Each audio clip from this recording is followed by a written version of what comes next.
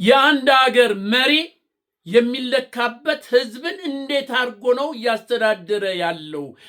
ለህዝብስ የሚናገረው ነገር ምንድን ነው? ህዝብን በምን አይነት ሁኔታ ነው ሃንድል አድርጎ አቤት አቤት እንግሊዝኛው ሃንድል እንግሊዝኛ የነቀልበት ነው። ያኮ ነው ፈትለቅ ብሎ ይመጣል ሃንድል። ይህ ሊባኖስ ሚዲያ ነው። አራት ትንሽ እኮ ላስቃችሁ።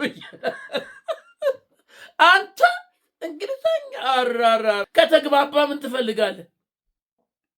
ከተነጋገር ኮሚኒኬሽን ካደረግ ምን ትፈልጋለህ? ከዚህ ውጭ ሌክቸረር አትሆን ወይም ሳይንቲስት አትሆን። ከተግባባ ሃይ ሃው አር ዩ ዱይንግ ካልክ ምን ትፈልግ? በቃ ከዚህ የበለጠ ቋንቋ መግባቢያ ነው። አንተ ዝም ብሎ ይሄ እንትን የምትላል መግባቢያ። ከውሻ ጋር እኮ ትግባባለህ በምልክት በሳይ ትላለህ አይደለም? ስለዚህ ይሄ ልትል ነው። ገልፍጥ እበልጣለሁ ከአንተ። ስለዚህ አንድ መሪ ምን አይነት ነው? የአንድ ሀገር መሪ መሆን ያለበት የአንድ ሀገር መሪ ኳሊቲ ምንድን ነው ብለህ ብትጠይቀኝ፣ የአንድ ሀገር መሪ ኳሊቲነት ህዝቡን እንዴት አድርጎ መያዝ እንዳለበት፣ ህዝብን ከህዝብ እንዴት አድርጎ ማቀራረብ እንዳለበት ያንን የሚያደርግ መሪ ነው ትክክለኛ መሪ። እግዚአብሔር ሲያስቀምጥ በአይምሮ ውስጥ እንኳ ብልጥነት ህዝብን እንዴት የሚመራ ያስቀምጥበታል እንጂ በመክር አይደለም የሚሄደው። በዙሪያውን ባሉት ሰዎች እንዲህ ነው በሚሉት አይደለም። በራሱ መካሪ ያስፈልጋል። መካሪ የሌለው ንጉሥ ያለ 1 ዓመት አይነግስ የሚባል ተረት አለ። እውነት ነው። መካሪ ያስፈልጋል። መካሪዎች ደግሞ ምንድናቸው ብለህ ብትለኝ፣ የአንተ እግዚአብሔር የሰጠን ጥበብ፣ እግዚአብሔር የሰጠን ዕውቀት የሚያጸኑልህ። እኔ እንደዚህ ብያለሁ፣ በውስጥ ያሰብኩት ይሄን ላደርግ አስቤያለሁ፣ ምን ትላላችሁ ብለህ ትጠይቃለህ። እነሱ ደግሞ አይ ያለው ይሄ ነው ብለው እንዳሰብከው በውስጥ እንዳቀደው ከመከሩ ትሄዳለህ። ካልሆነ ኖ ብለህ የራስህን ሐሳብ ነው የምትወስደው እንጂ እንደተነዳ አይደለም የምትሄደው። አንድ መሪ ማለት ይሄ ነው። በመጽሐፍ ቅዱስ አንድ መሪ አለ። በጣም ወጣቱ ነው፣ የነገሰ ስልጣን የያዘ ወጣቱ ነው። ልብ ብላ አዳምጡኝ። በመጽሐፍ ቅዱስ ነው፣ አነብልሃለሁ፣ ከፈለክ እነግርሃለሁ። ወጣቱ ነው። በወጣቱነቱ መሪ ሆነ፣ ንጉሥ ሆነ። መልካም የሆነ ስራ ሰራ።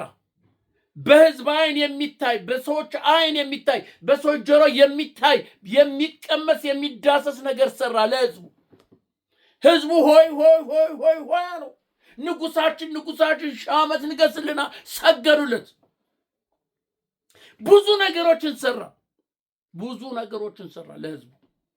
እግዚአብሔር በሰጠው እግዚአብሔር ባደለው ዕውቀትና ጥበብ እግዚአብሔር በሰጠው ጥበብ እግዚአብሔር በሰጠው ዕውቀት መልካም ነገር ሰራ። መጨረሻ ግን እየታበየ መጣ። እኔ ማለት ጀመር። እኔ ያደረኩት፣ እኔ እንዲህ ያደረኩት፣ እኔ ይሄን ያደረኩት ምናምን እያለ መጣ። መጨረሻ ላይ አንድ ትልቅ ማማ አሰራና እዚያ ላይ ቆሞ ህዝቡን ሰበሰበ። ለራሱ ሐውልት አሰራ። ለራሱ የሚሰገድለት ሐውልት ሁሉ አሰራ። አንተ እዛ ወጣና የሰራውን ነገር ቁሞ በአደባባይ እያየ ለክብሬ የሰራዋት ከተማ ብሎ ሲል ድምፅ ከላይ መጣ። እዛ ቦታ ላይ ያስቀመጠው መጣ፣ ባለቤቱ መጣ። አንተ ሰነፍ አለው፣ ይሄንን እንድትሰራ ያደረገን እስከምታውቅ ድረስ እንደ በሬ እንደ ከብት ሳር ትበላለህ አለው። 7 ዓመት ሳር ጋጠ። ለክብሬ ያለው ሲታበይ የነበረው አየህ። አለማስተዋል ማለት ይሄ ነው። አለማስተዋል ማለት መታበይ ማለት ይሄ ነው። 7 ዓመት ሳር በላ እንደ ከብት። ንጉሥ የተባለው ሲከበር የነበረው ንጉሥ 7 ዓመት ሳር ነው የበላ። ሌላ ምሳሌ ልንገርህ። ናዚ የተባለ የጀርመን ናዚ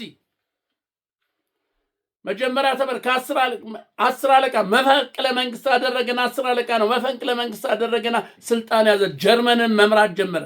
ለ4 ዓመት ጀርመንን እየመራ ጀርመንን ትልቅ ደረጃ ያደረሳት። በ4 ዓመት ውስጥ ጀርመንን ለወጣት።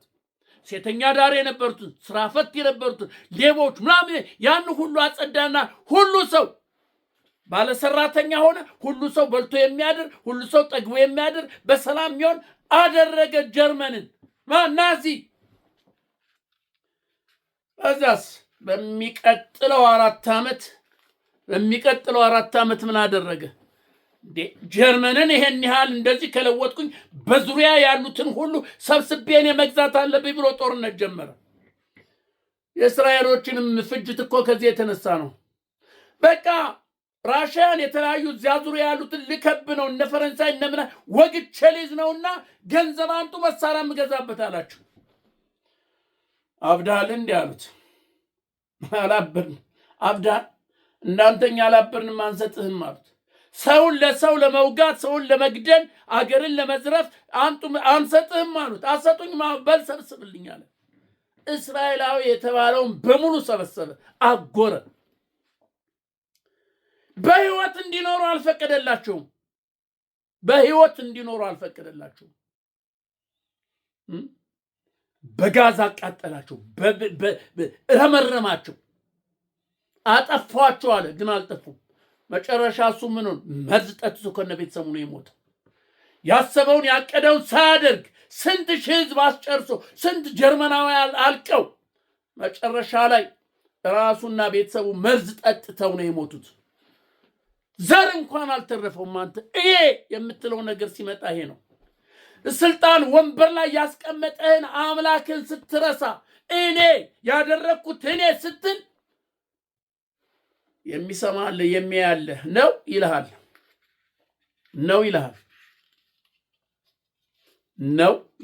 አየህ፣ የአንድ ሀገር መሪ ስትሆን ህዝብን እንዴት አድርገህ ነው አቀራርበህ መምራት የምትችለው? ንጉሥ ሰለሞን እንዴት አድርጎ ነው ህዝቡን ሲመራ የነበረው? በንጉሥ ሰለሞን ጊዜ 40 ዓመት ሙሉ አንድም ጦርነት አልመጣም።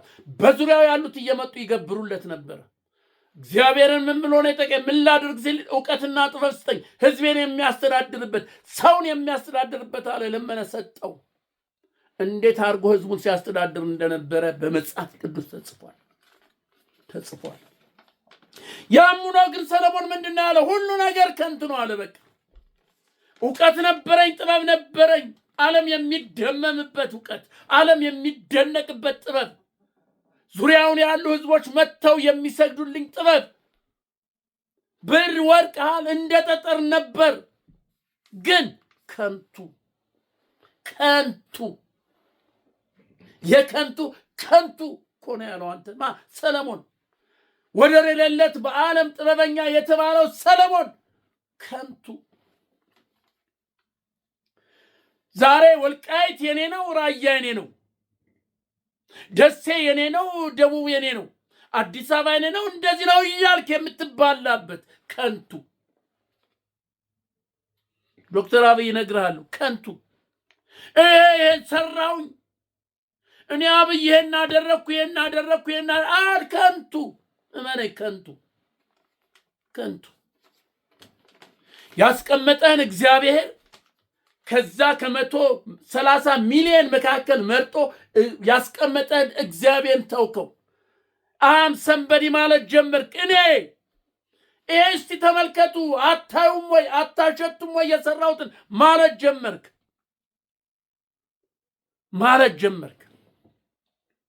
የምትናገረው ነገር ከአንደበት የሚወጣው ነገር የኢትዮጵያን ሕዝብ አንድ አደረገው። አንተ ራስህ የምትናገረው የምታቅደው ነገር ሁሉ የኢትዮጵያን ሕዝብ አንድ አደረገው። አየህ፣ ይሄ እኮ ነው ችግሩ። የኢትዮጵያን ሕዝብ አንድ አደረገው። እንዴ ማለት ጀመረ። ሲጠላላ የነበረው፣ ሲኮራረፍ የነበረው፣ ሲገዳደል የነበረው እርግፍ አርጎትቶ አንዱ ነው መጣለ። ለምን? ከተናገርከው አንፃር እኔ ስላልክ ይሄን አደረኩልህ። አታይም፣ አታሸትም።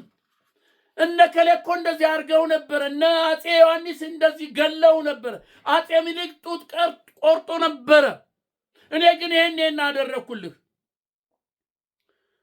አፄ ቴዎድሮስ ይሄን አድርጎ ነው እኔ ግን ይሄን አደረግኩልህ። የኋላውን እየጣልክ እየረገጥክ አንተ ግን የሰራው ይሄ ስትል አሃ አለ። በማን ላይ ቁመሽ እግዚአብሔርን ታምያለሽ የሚባል ተረት አለ።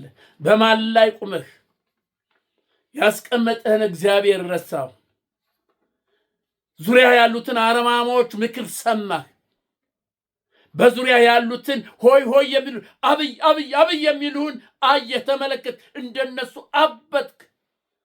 ይሄ ደግሞ አይሆንማ። ያስቀመጠህን እግዚአብሔርን ረገጥከው።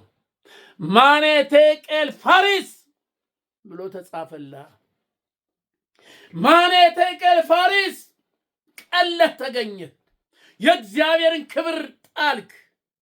አሩሲ ስትሄድ በአሩሲኛ ከሌላው ጋር እንዲጣላ የምትናገሩ፣ ጋሞ ጎፋ ስትሄድ ከሌላው ከጎረቤቱ ጋር እንዴት እንዲጣላ የምታደርግ፣ ትግራይ ስትሄድ እንዴት አድርገህ እንደምትናገር ታውቋል። የተቀመጠ ነው። እንደ ድሮ ዘመን እንኳን አይደለም፣ እንዳሁኑ አለ። ጎንደር ስትሄድ ከጎጃም ጋር ለማጣላት እንዴት አለ ምን አይነት ቅመም እንደምትቀምም። ጎርጎራ ስንሰራ ጎጃሚዎች አላሰሩን አሉ። ጎንደርን ላሊበላን ምናምን ስናድስ ጎጃሚዎች ከለከሉን። ባህር ዳር መተህ ባህር ዳር ስለሰራ ጎንደሮች ይሄን አሉን። አየህ፣ ጸብ የዘራኸው ጸብ ራስን እያጨርከው ነው። ይሄ ነው የአንድ መሪ ኳሊቲነት። ምንድን ነው ብለህ ብትጠይቀኝ ህዝብን እንዴት አድርገህ መያዝ እንዳለብህ፣ ዋሽተህ እንኳን ቀጥፈህ እንኳን ህዝብን አንድ ማድረግ ሲገባ እየዋሸ እየቀጠፍክ ህዝብን ታለያያለህ። ስለዚህ ህዝብ አንድ ሆና አልበላም አላ አንለያይም አላ። እኛ አንድ ነን፣ ደማችን አንድ ነው። ኢትዮጵያዊ ነው። ኢትዮጵያዊ ደም የሌለበት የትኛውም ኦሮሞ ሄድ፣ አማራ፣ ትግራይ፣ ወለጋ፣ ሸዋ ብል ሄድ አማራ ያልተቀላቀለ የለም። ያልተቀላቀለ የለም። ንገርህ አማራ ሆኖ ኦሮሞ ሆኖ ትግሬ ሆኖ ያልተቀላቀለ፣ ሶማሌ ሆኖ ያልተቀላቀለ፣ አፋር ነው ያልተቀላቀለ ኢትዮጵያዊ እስቲ ፈልግን አንጣ። ኢትዮጵያዊ ማለት ሰርገኛ ጤፍ ነው። ሰርገኛ ጤፍ ነው። ያን ሰርገኛ ጤፍ እንዴት አድርገህ ትለየዋለህ? እንዴት አድርገህ ይሄን ህዝብ እግዚአብሔር ባስቀመጠ እግዚአብሔር በሰጠህ ስልጣን አንድ ላድርገህ መያዝ እንጂ እየሄድክ አንተ እንደዚህ አድርጓል እኮ እንደዚህ ብለህ መከፋፍለህ አታደር። አይሆንልህምም፣ አይሆንምም። ያጠፋል እንጂ አያለምህም።